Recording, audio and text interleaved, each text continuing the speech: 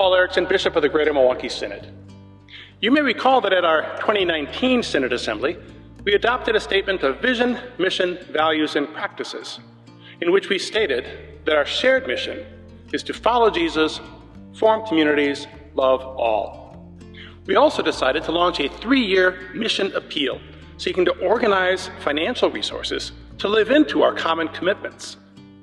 Now, we were preparing to launch this appeal at our Synod Assembly last year, but then COVID hit, and all of our plans had to be put on hold. Now, this pause also gave us the opportunity to refocus our goals to better respond to the events of 2020. And we are now ready to launch this effort to raise $2.3 million to support our work with innovation, collaboration, and leadership. As we begin to emerge from this long and challenging pandemic year, it's becoming increasingly clear that the church of tomorrow will not, cannot, and should not look like the church that we have known and loved for generations. Now, we don't yet know what will change and how it will change, but we do know that we'll need to come together and lift up and support leaders of all kinds as we find new ways to fulfill our ancient calling to follow Jesus, form communities, and love all. Pastor Marilyn Miller, General Chair of the campaign, will now tell us a little bit more about the areas of focus. Hello. God's peace and power to all of you. We have all just come through a very challenging year. So I'm very excited about the opportunities we will have to dream new dreams and have new visions for the future of our congregations, ministries, communities, the Greater Milwaukee Synod, and the world. Jeremiah 29:11 says, "For surely I know the plans I have for you, says the Lord, plans for your welfare and not for harm, to give you a future with hope." Together, we can bring hope, restoration, and a new life through the gifts of this campaign. We have 2 anchor points. Innovation and collaboration funds will help us be and express church in new ways. Outreach for Hope will be transformed as we form new partnerships and relationships.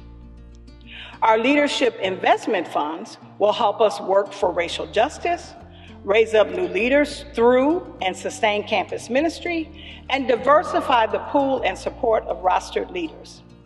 And we will tithe 10% from each part of the campaign to extend our holy work with ministries in the Evangelical Lutheran Church in America and our global companions. Thanks, Pastor Marilyn. One of the joys of serving as bishop of this marvelous synod is the chance to see and hear and experience the many creative and beautiful ministries taking place all across the communities of Southeast Wisconsin. We've been busy innovating, collaborating, and lifting up new leaders for many years. We have 2 vibrant and creative campus ministries.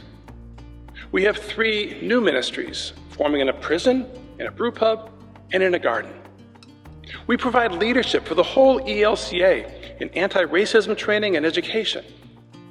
And we figured out how to connect, worship, and serve in the midst of a global pandemic.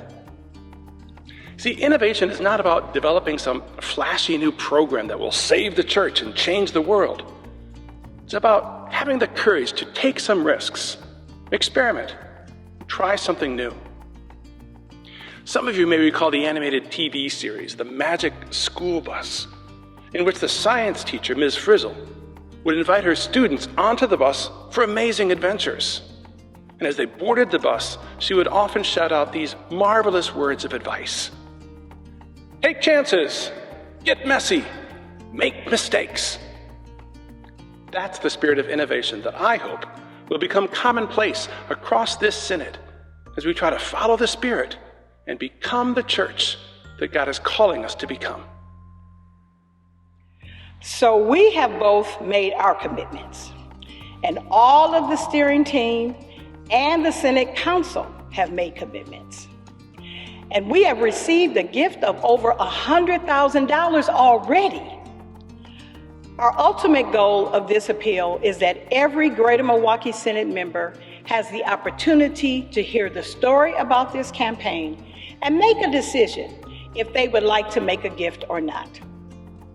You've heard that I believe deeply that God is calling us to the work of equipping the saints.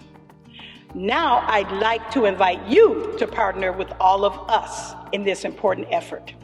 We need your prayers, volunteer involvement, and yes, your gifts. And later in the campaign, we will invite congregations to consider a gift. The goal for this campaign is ambitious because God is calling us to so much more, but it is a goal that we can and will achieve if each of us does our part. So join us in equipping the saints.